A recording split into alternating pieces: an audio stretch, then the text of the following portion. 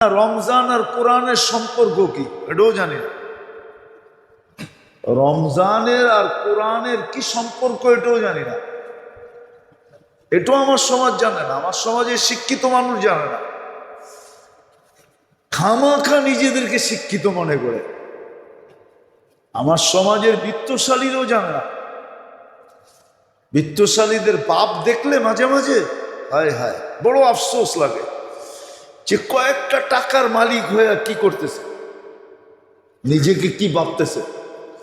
হ্যাঁ, কয়েকটা টাকার মালিক হয়ে, টাকা আসিল বিদায়ী তো ওর কাছে গাড়ি আছে, টাকা না থাকলে গাড়ি থাকতো কোথেকে, ঠিক না?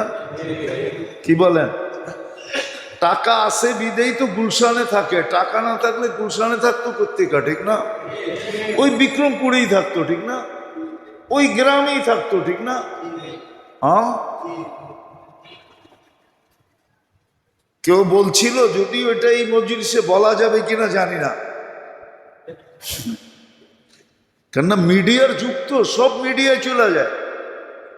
এখন তো এরকম সিস্টেম হয়েছে, আপনার অ্যান্ড্রয়েড সেট আর ইন্টারনেট চালু আছে, আপনি যেটা বলতেছেন সব ইন্টারনেটে চলে যেতেছে। জানেন আপনি? না, আপনার নেট খোলা আছে, চালু, অ্যান্ড্রয়েড সেট যাবে, নেট চালু, আপনি যা বলতেছেন সব নেটে চলে যেতেছে। আপনি ইচ্ছা করলে নিজেও শুনতে পারবেন আপনি কি বলছেন এতক্ষণ। এখন আর ট্যাপ করতে হয় না, সব চলে যায়। তো যেটা বলতেছিলাম, কই জানি হারায় গেছি, যে টাকা আছে দেখি তো ভাব, ঠিক না? এলে কেউ বড় সুন্দর বলছিল, বাংলাদেশে যদি ঘুষ রীতিতে রীতিতে রূপান্তরিত না হইতো তাহলে সবাই থাকতো মেসে আর ফ্যামিলি থাকতো দেশে। মনে হয় বোঝেন না? ঘুষ যদি রীতিতে নীতিতে রূপান্তরিত না হইতো, ঘুষ তো রীতিতে রীতিতে রূপান্তরিত। আমার তো এখন বলতে মনে চায়, মিডিয়ায় চলে যাবে কথা, বলতে মন চায়, কেন আজকে কয়েকদিন ধরে একটা বিষয় নিয়ে আমি পুলিশের পিছে এমন দৌড়াইতেছি, একটা সামান্য, ওকে কয়েকজন এসপি ফোন দিছে, আয়ু কয়েকজন এসপি ফোন দিছে, কিন্তু বিষয়টা ওর কাছে আর ওসির কাছে কোনো কর্ণপাতই করে না। ওই রীতিনীতি দেখাইতেছে, আকাশের যত দ্বারা তারা আমাদের অত ধারা। ও আমারে ধারার ধারা দেখাইতেছে, মনে হয় আকাশেও এত তারা নাই যত ধারা এদের কাছে আছে। কেউ ফাইসা গেলে বোঝে কিরকম পাষাণ ভাষায়, চেঞ্জ হয় নাই। তো যে লেখছে সে বড় সুন্দর লেখছে, যদি ঘুষ রীতিতে রীতিতে নীতিতে রূপান্তরিত না হইতো তাইলে আমরা থাকতাম মেসে আর ফ্যামিলি থাকতো কই, দেশে।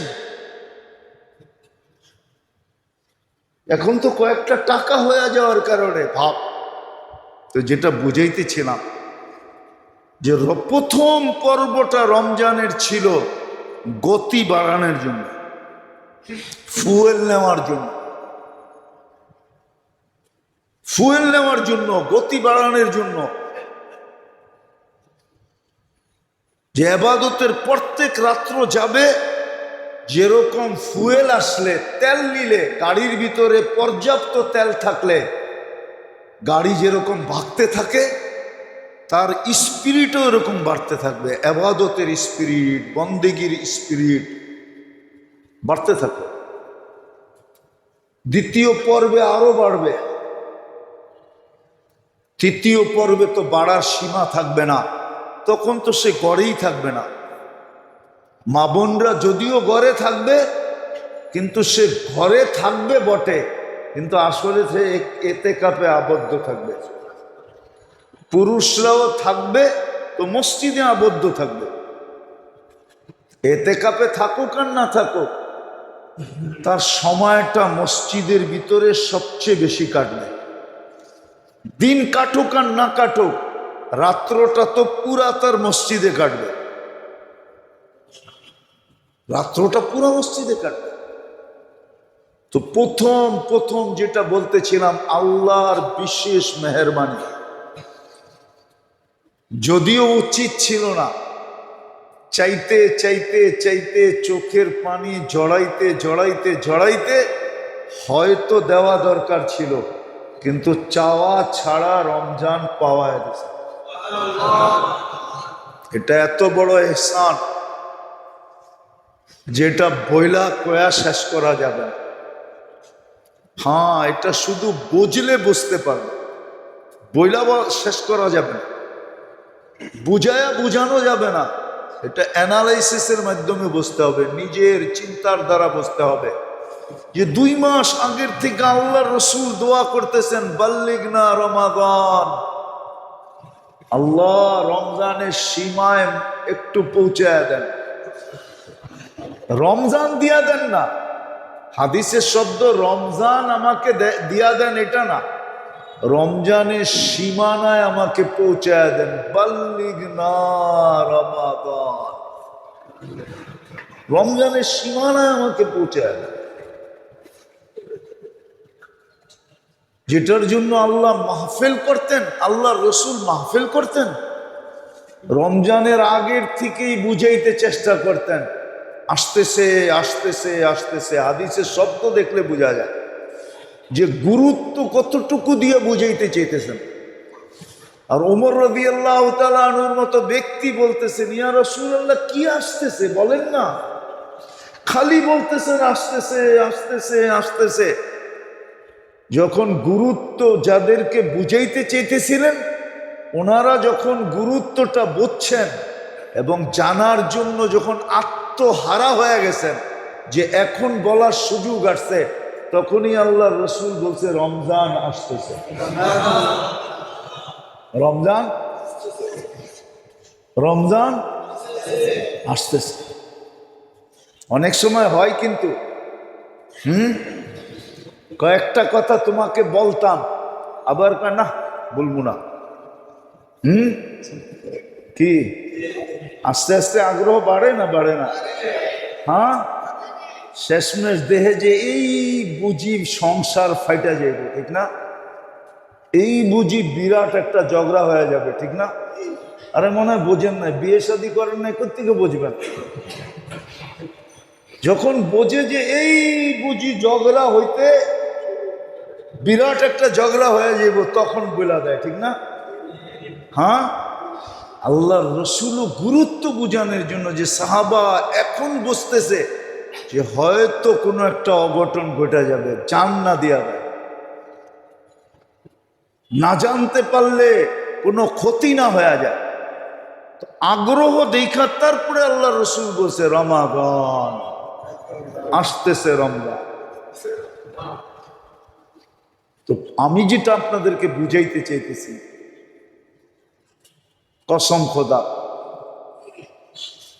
প্রথম 10 দিন রহমতের ছিল ফুয়েল হিসাবে, পাথেয় হিসাবে, ভিতরে শক্তি অর্জন করা হিসাবে, যেন বাকি স্তরগুলা আরো দ্রুত গতিতে পার হওয়া যায়, স্পিড উঠানোর জন্য। যেমন অ্যাক্সেলেটারে পাড়া দিলেই গাড়ি ভাগবে না, প্রথম ফার্স্ট গিয়ারে উঠাইতে হবে, কি না একবারই 3য় গিয়ারে? এনে কেউ নাই গাড়ি চালাইতে জানে? হ্যাঁ, প্রথম কোন গিয়ার, তারপরে গিয়ার উপরের দিকে ওঠে, ঠিক না? প্রথম 10 দিন ছিল ফার্স্ট গিয়ার, ফুয়েল ছিল, শক্তি অর্জন করার জন্য ছিল। কিন্তু আফসোস, কপাল পোড়া উম্মত বুঝলাম না। এই উম্মত বুঝলো না রমজান কি জিনিস, এই উম্মত বুঝলো না রহমতের পর্ব কি জিনিস, এই উম্মত বুঝলো না রাত্রের তারাবি কি জিনিস, এই উম্মত বুঝলো না কোরআন শোনা কি জিনিস। রাত্রে জায়গা কাটানো কি জিনিস সেই উম্মত বুঝলো না। যদি বসতো হয় হয়, তাহলে ধনীরা বুক দিয়া দিত গরিবদেরকে। ধনীরা হ্যাঁ বুক দিয়া দিত। কালকে আসরের পর আমার এক জায়গায় বয়ান ছিল, যদিও কথাটা বলা ঠিক না। তো আমি জিজ্ঞাসা করতেছিলাম যে রমজানে উমরা করছেন কে কে? তো একজন খুব গৌরব ভরে বলতেছিল আমি করছি, আর দেখছি আরবরা কেমন খাওয়ায়, ওদের দস্তরখানে বয়া খাইছি। কিন্তু আমি ভাবতেছিলাম আফসোস, পুরা দস্তরখান লাগাইলো, তুমি যদি একটা লাগাইতা তাইলে না নিজেকে বুঝাইতাম। ওকেও তো আল্লাহ মাল দিছে, তোমাকেও তো আল্লাহ মাল দিছে। ওকে খাওয়াই না কয়জন দিছে না না দিছে জানি না, কিন্তু তোমাকে খাওয়াই না কয়জন দিছে এটা তো আমি জানি। ওই যে আরবের দস্তরখানে বৈশা খাইছে, ওরে খাওয়ার মানুষ কয়জন দিছে এটা তো জানি না, কিন্তু যে ওর দস্তরখানে বৈশা খাইছে ওরে খাওয়াই না কয়জন দিছে এটা তো জানি। কিন্তু ও যদি রমজানে মক্কায় একজনকে ইফতার করাইতো, তাহলে 1,00,000 মানুষকে ইফতার করানোর ছোয়াব পাইতো। মদিনায় যদি একজনকে ইফতার করাইতো, কজন? আরে হুজুর তো কয় না কিছু, 50,000কে ইফতার করার ছোয়াব পাইতো। 50 বার, 50,000 বার ও জাহান্নাম থেকে মুক্ত হইতো। 50,000 বার ওর নামে জান্নাত লেখা হইতো। ও তো খালি দেখেই এলো, কিন্তু ভিতরে গাইথা নিয়ে আইলো না। যে এই দেশের মানুষগুলা হাতে ধরা ধরা হাজি করে 2 লক্ষ 3 লক্ষ 2 কোটি 3 কোটি হাজি বর্তমানে আছে, 2 জায়গা মিলায় এর চেয়ে বেশি আছে। আরবরা ইফতার করাইতেছে হাতে ধরা ধরা টাইনা টাইনা নিয়া, এক আইটেম দিয়া নিয়া, 10-12 আইটেম দিয়া। আর আমরা এখানে হেফজোখানায় মাদ্রাসাগুলাতে আপনাদের কাছে অনুরোধ করি যে ইফতারির জন্য কিছু পাঠায়েন। কি আমরা তো হাত পাতি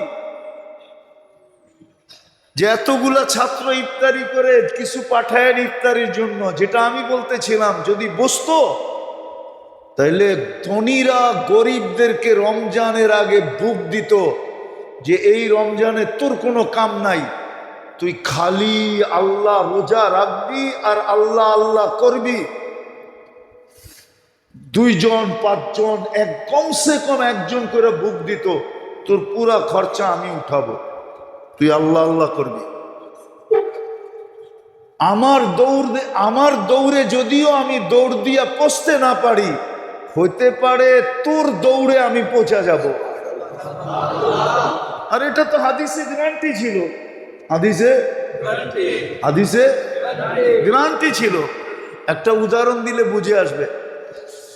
এখন তো আর কামলা নাই, আগে তো কামলা নিত। কামলা চিনেন?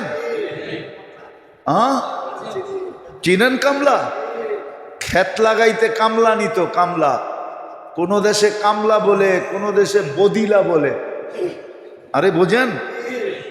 কি জাগানোর জন্য? ফসল লাগানোর জন্য, ক্ষেত লাগানোর জন্য। ও সারাদিন লাগায়া বিকালে হাত পাতে না পাতে না? বিকালে কি কয়? আমার মজদুরি দে, ঠিক না? প্রথমে কয় দেন, পরে একটু ঘুরাইলে কয় দে, ঠিক না? হ্যাঁ, কি কয়? আপনি যদি বলেন ক্ষেত মাত্র লাগাইলি, ফসল কবে হবে, হয়ালো কাইটালই তারপরে দিব, কি চলবো? হ্যাঁ, ঠিক এরকমই। আমি দৌড়ে পৌঁছতে পারি আর না পারি, আমি যাকে ঠিক করলাম এই রমজানে পুরা তোর দায় দায়িত্ব আমার, তোর খরচা আমি বহন করব। ওর দৌড়ে আপনি পচবেনই পচবেন, ওরটা কবুল। ওরটা আপনার পক্ষে, ওর নিজের জন্য কবুল হোক আর না হোক, কিন্তু আপনার পক্ষে, আমার পক্ষে 100% কবুল। উচিত তো ছিল ধনীদের, প্রত্যেক মহল্লার বিত্তশালীদের দরকার ছিল, আমার মহল্লায় কয়জন গরিব আছে, কয়জন রিক্সাওয়ালা আছে, কয়জন দিন মজদুর আছে, কয়জন অটোওয়ালা আছে, সব লিস্টি করে আপোষে বাক করে নেওয়া দরকার ছিল। একজন পাড়ে একজনই নেওয়া দরকার ছিল, যে একজন কি নিল, যে তোরা রমজানে খাটিস না, তোদের রমজানে খাটার প্রয়োজন নাই। উচিত ছিল এটা।